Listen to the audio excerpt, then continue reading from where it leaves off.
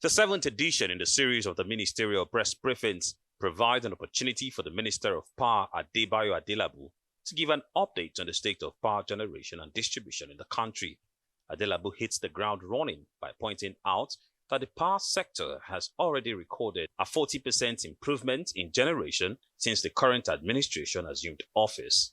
According to him, the average daily power generated and distributed in the last quarter of 2025 was 5,700 megawatts, indicating an addition of 1,600 megawatts from 4,100 megawatts in the last quarter of 2023. Attributing the achievement to sectoral reforms backed by the federal government, Adelabu says that if the current trajectory is maintained, the 8,000 megawatts target by 2027 is achievable. Past administrations have their own positives. Creation of the NIPPs, preparation of the sector, a lot of things that they achieved. But if they have been adding at least 1,000 megawatts of power since 1999, we'll be talking about 26,000 megawatts plus 2,000 plus 4,000. That would be about 30,000 megawatts of power in Nigeria today. But we cannot keep dwelling in the past. It's the way forward. Now that we have created a trajectory, if we sustain this trajectory, I can assure you that before the end of this administration in 2027, the first end of this administration, 2027, we should be able to generate and distribute not less than 8,000 megawatts of power. The minister also stated that within this period, on the 2nd of March 2025, Nigeria reached the landmark generation available capacity of 6,003 megawatts, marking the first time this level had been recorded in the country's history of the power sector. On access to power, the minister says approximately 150 million Nigerians now have access to adequate electricity. The issue is not really about access, it's about the reliability of this access.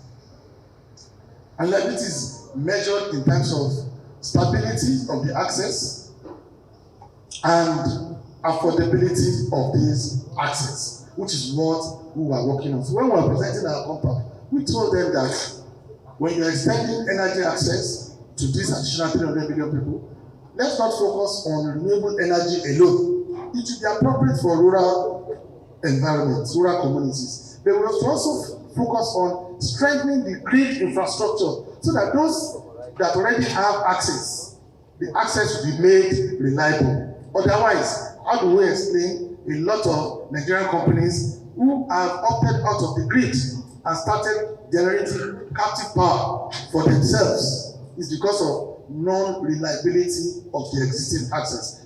Addressing the sector's financial framework, Adelabu noted that the electricity tariff reforms implemented had yielded an increase of 700 billion naira in revenue.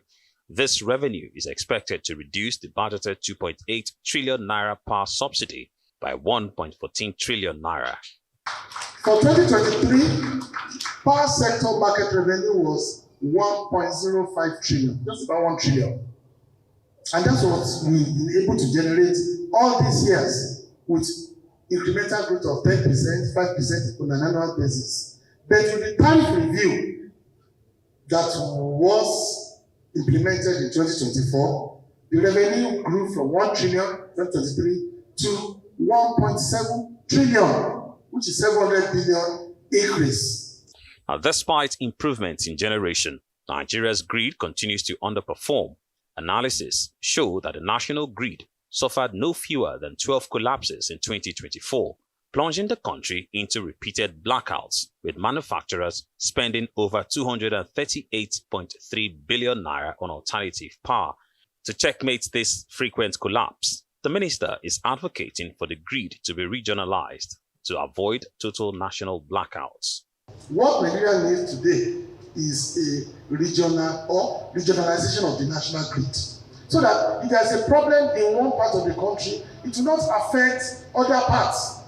Having a single national grid that will be down 100%, it is not desirable. So we are taking steps to make sure that we regionalize this grid through introduction of the Eastern and Western super grid.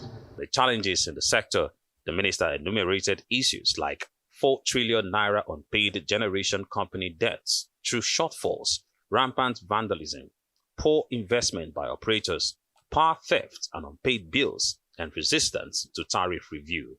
Reacting to the minister's presentation, stakeholders lamented the high power tariff while asking the minister to punish discos who failed to deliver service to customers based on band allocation and failed to relocate or downgrade customers.